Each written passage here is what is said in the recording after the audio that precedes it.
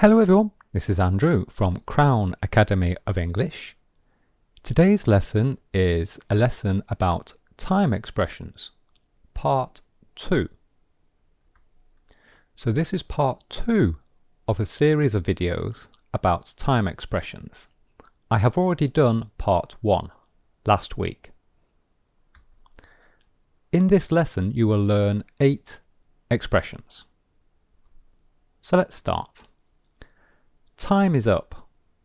Time is up. This means that there is no more time available. So there is no more time available. So here is someone taking an exam. And teachers often say this expression at the end of an exam. Example. Teacher says, "Stop writing, please. Time is up. The exam is finished." So when the teacher says the time is up, it means that there is no more time available. Okay, there is no more time left. The exam is finished. Okay, so we can also say this with the apostrophe, the contracted form, time's up. We have 2 expressions here, and they have the same meaning. To have time off, or to take time off.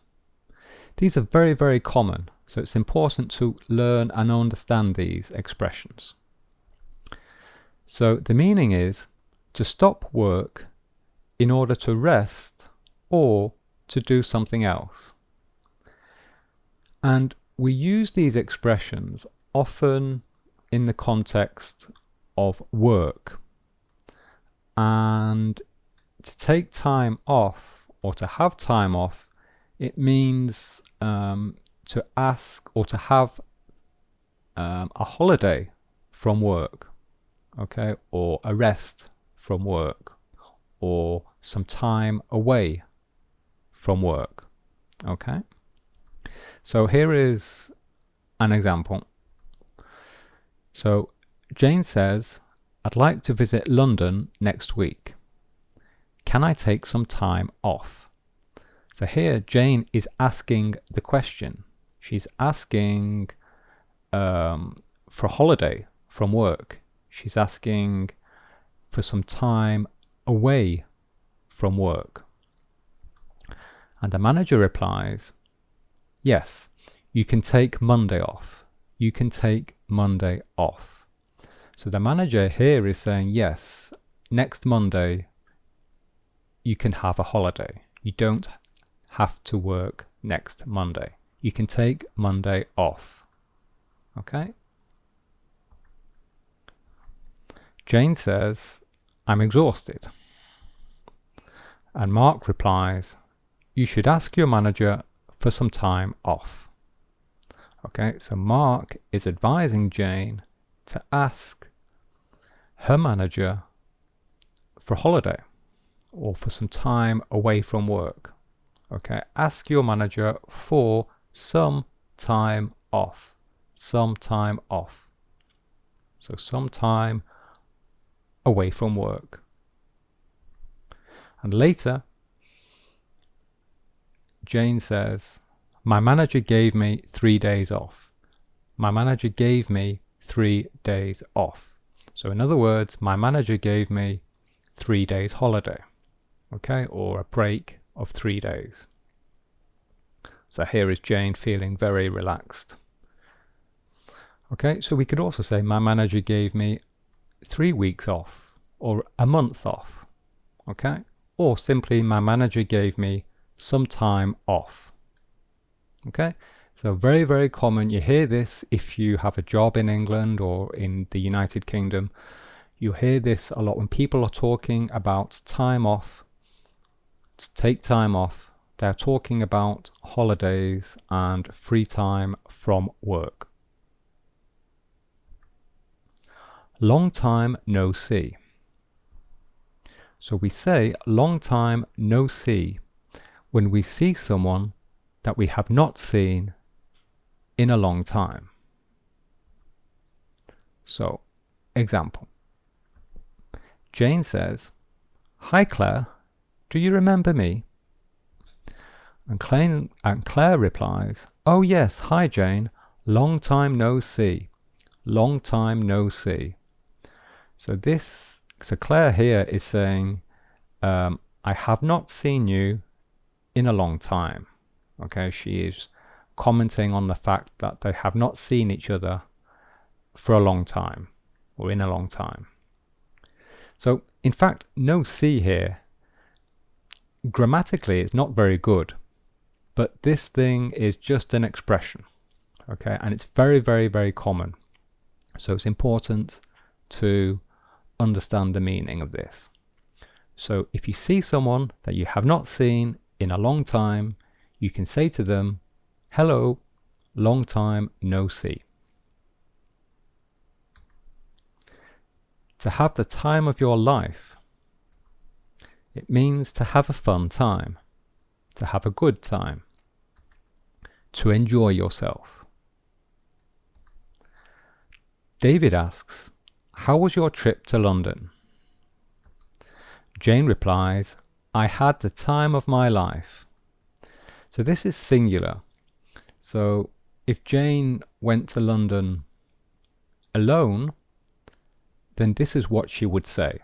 I had the time of my life. Okay? But if Jane went in a group, maybe as a couple, then she would use the plural. So here is the plural.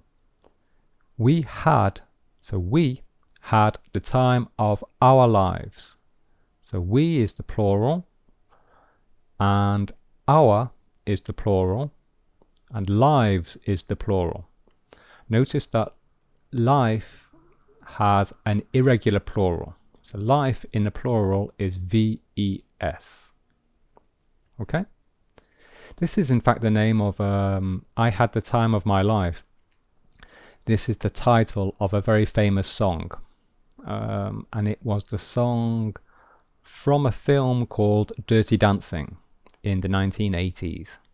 Okay, so if you go to YouTube and do a search for the song I Had the Time of My Life, you'll see it's a famous song from a famous film. Okay, so the film's called Dirty Dancing. There is no time like the present. So we say this to encourage someone to do something immediately. So right now, to do something now. Don't wait, do it now. That's what this means. So Mark says, "I really should wash my car." And Jane replies, "Well, there is no time like the present." So Jane is basically saying to Mark, well, you should do it now. You should wash the car now. There is no time like the present. Claire says, "I must remember to call my dad." And David replies, "There is no time like the present. Call him now." So David again is encouraging Claire to call her dad now, immediately. To have too much time on one's hands. So this means to have too much spare time. So remember from the last lesson from part 1 of this series, spare time means free time.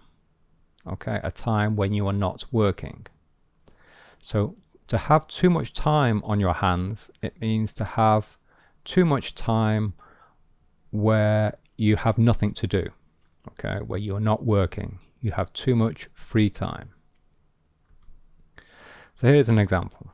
Mark is calling Jane. And Mark says, "Hi Jane." And Jane is a little bit angry because she's busy at work. And Jane says, "Well, stop calling me at work. You have too much time on your hands."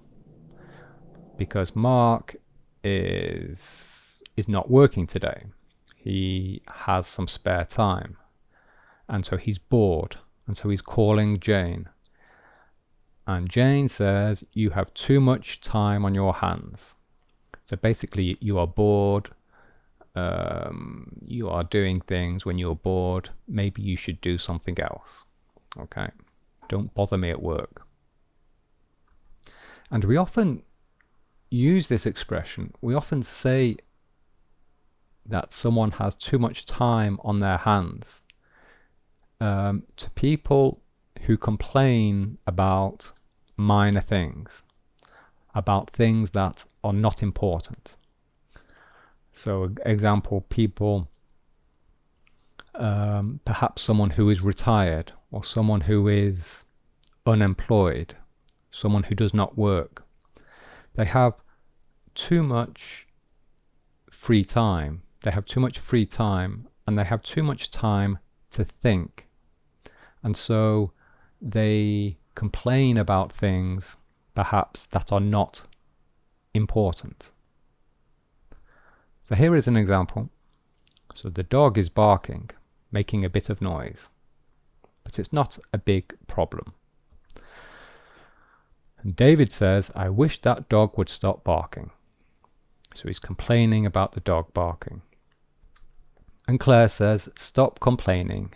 You have too much time on your hands. So apparently maybe David doesn't work, or he's not very busy.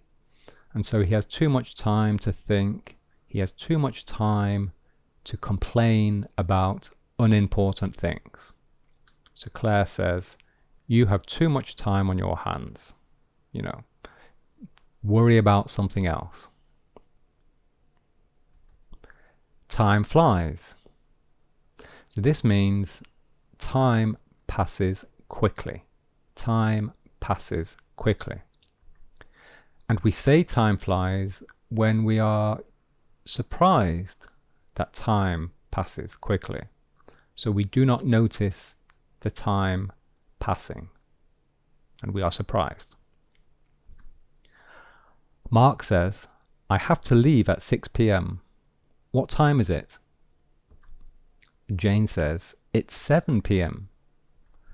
And Mark says, it's 7 p.m. already. Time flies. I'm late. So Mark is surprised that it is already 7 o'clock. He is surprised that the time has passed so quickly. So he's late. Okay, so time flies.